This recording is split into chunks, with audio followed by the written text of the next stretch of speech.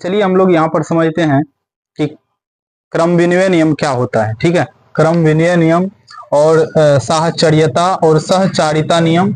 ठीक है, वितरण नियम समझते हैं। योज तत्समक, गुणात्मक तत्समक, योज प्रतिलोम, व्युत्क्रम, है ना, गुणात्मक प्रतिलोम, व्युत्क्रम या फिर गुणात्मक प्रतिलोम।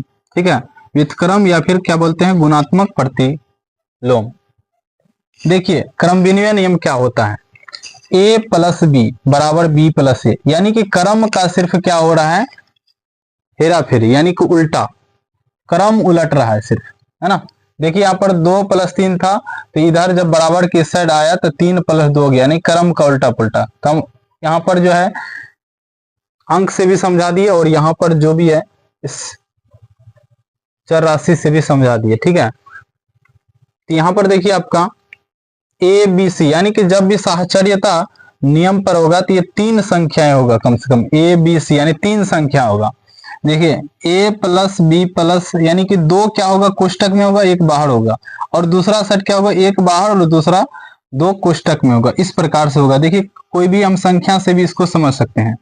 संख्या से देखिए समझते हैं यहाँ पर कि 2 3 5, जैसे ये हो गया तो आपका ये 2 + 3 क्या हो जाएगा, अंदर में, और ये रहेगा बाहर में। फिर इधर आइएगा तो ये क्या हो जाएगा आपका, यहाँ प्लस दे दीजिए। ठीक है, और a यानी कि आपका 2 बाहर रहेगा और 3 + 5 क्या रहेगा, अंदर रहेगा। इस प्रकार से आपका क्या रहेगा, साहचर्यता नियम। ठीक है, इस प्रकार कोष्टक देखकर ही समझ जाना है कि ये जो है ना साहचर्य नियम पर है। अगला देखिए वितरण नियम। ये क्या है आपका वितरण नियम, a Guna b plus a Guna c। यहाँ पे देखिए यानी कि a जो है ये गुना में किसके साथ, b के साथ भी है और c के साथ भी है। तो यहाँ पर जैसे ये एक साथ रहेगा एक साइड, और दूसरा साइड जो है a Guna b a Guna c, यानी कि वितरित हो रहा है। a जो है इसके साथ भी जा रहा है और a किसके साथ जा रहा है, c के साथ भी, दोनों संख्या के साथ। जैसे कि 2 3 5 को ही इसी प्रकार लेते हैं वितरण नियम पर, तो ये हो जाएगा 2 गुना b प्लस c, है ना, b प्लस c रहेगा।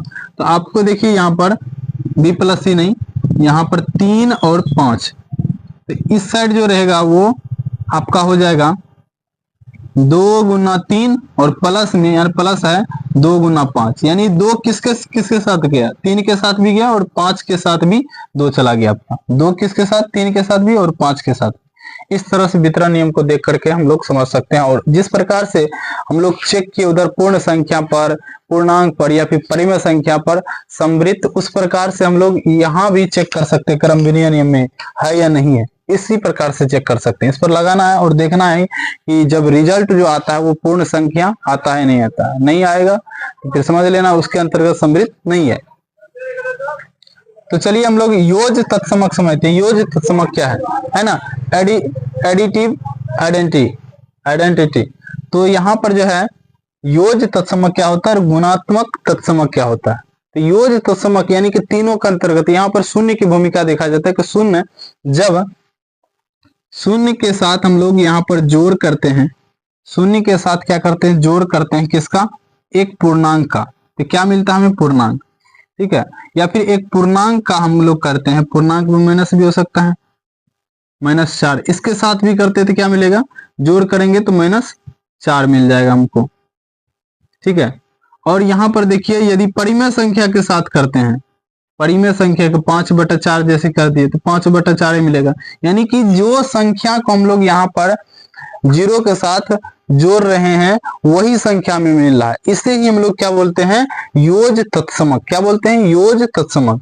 अब गुणात्मक तत्समक को हम लोग समझते हैं। यहाँ पर गुणात्मक तत्समक क्या है हमारा, गुणात्मक तत्समक क्या है हमारा, देखिए यहाँ पर एक की भूमिका यहाँ पर देखा जाएगा, यानी कि पूर्ण संख्या के साथ हम लोग क्या करेंगे, 1 का गुना। जैसे पूर्ण संख्या 8, इसके साथ 1 का गुना करेंगे तो 8 मिला।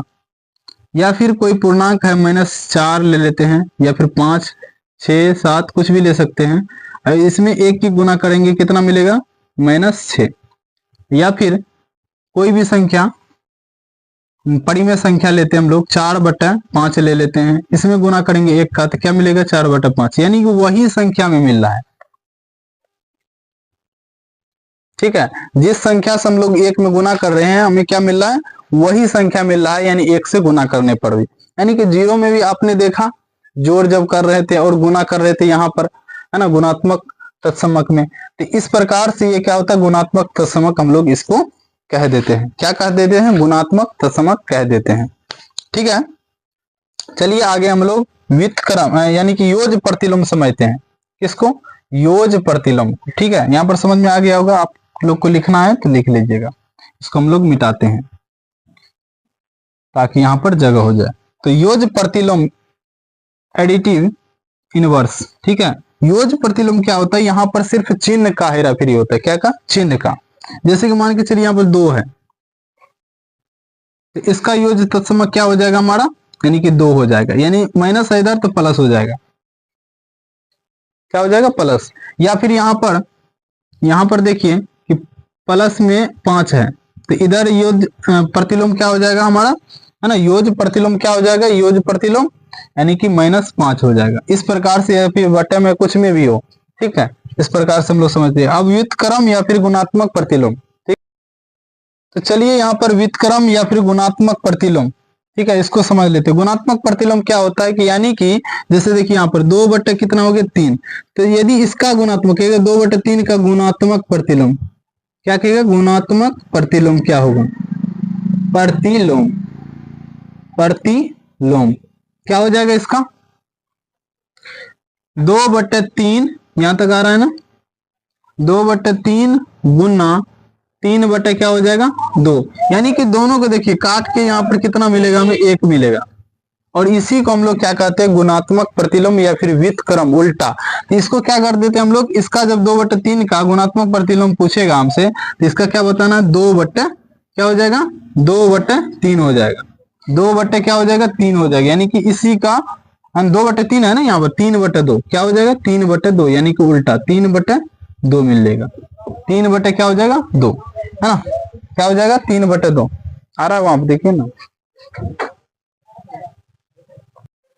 तो चलिए वहां पर थोड़ा कट जा रहा था, तो इसीलिए हम लोग यहाँ पर लिख लेते हैं। जैसे कि 2 बटे हम लोग क्या लिख रहे थे, 2 बटे 3, तो यहाँ पर देखिए 2 बटे 3 जैसे है, तो 2 बटे 3 और गुना करेंगे 3 बटे 2 से, ये देखिए 3 3 कट गया और 2 2 कट गया, तो कितना मिला हमें, 1। और इसी को हम लोग कहते हैं व्युत्क्रम या फिर गुणात्मक प्रतिलोम। यानी कि जब 2 बटे 3